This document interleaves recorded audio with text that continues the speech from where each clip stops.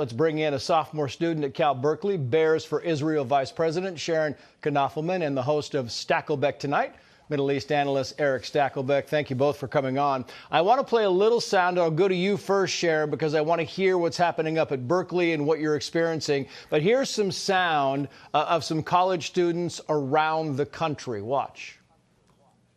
Engaging in genocide, violating the rights of the Palestinians.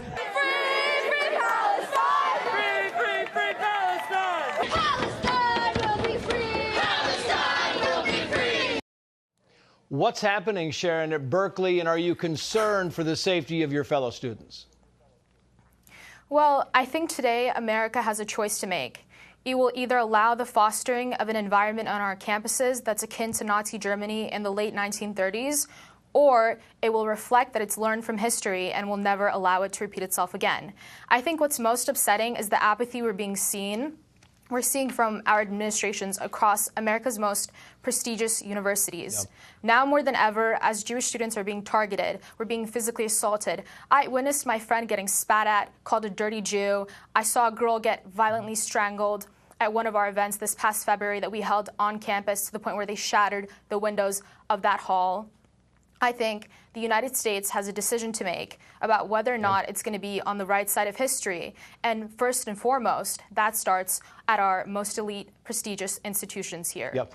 And I think you're exactly right. Erick Stakelbeck, to you, because you talk about some of the politicians propagating this. I want to play some more sound because it's instructive of Alexandria Ocasio-Cortez praising the Columbia protesters.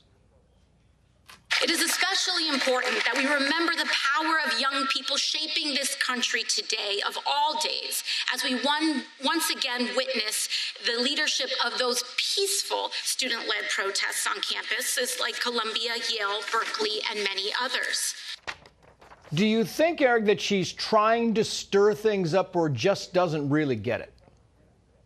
I think she's trying to stir things up, and whether she knows it or not, Trace, she is an accessory to evil. I don't say that lightly. What we're seeing unfold on these college campuses is pure evil. There's really no gray areas here.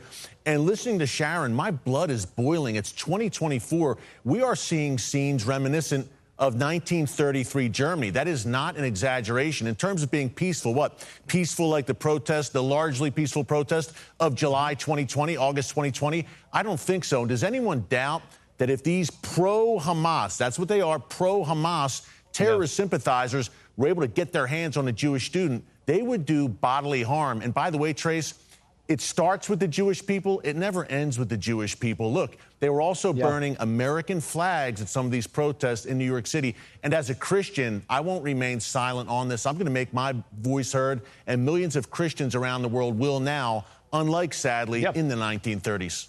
I think that's right. Here's a Columbia student, and I wonder if you agree with her. Watch her, Sharon, and I'll get your take. We've been calling this out for 6 months now. We know that these are anti-Semites using anti-Semitic Since the October 7th attack. Since the October 7th attack. Since the first set of protests on October 12th. And now we see what happens when you don't shut down anti-Semitic rhetoric and you allow these people to feel entitled. I mean, Alicia is right. They feel entitled. What do you think, Sharon? Well, I think we need to ask, who is sponsoring these organizations? Who's allowing student organizations such as SJP to feel so comfortable to be able to hold our campuses hostage to their violent, anti-Semitic, anti-American rhetoric, and to go so far as to spread this ideology across the United States? And I think, as Eric mentioned, this is a symptom of something greater. I think what's really happening is that our American values, our morals as a country are being attacked and infiltrated with pro-Hamas, pro-terrorist sympathizers. And if universities such as UC Berkeley and Columbia don't act now, we are going to be in grave trouble. Yeah, I got to go, Eric, but I just need 10 seconds for you to wrap us up here. We need to shine a light in this darkness, Trace. These are not peaceful protesters. When they were cheering the Iranian attack on Israel last weekend, let's call it for what it is, we don't have to accept this. Not in 2024. Erick Stakelbeck, Sharon Knafelman, thank you both for coming on. We appreciate your time.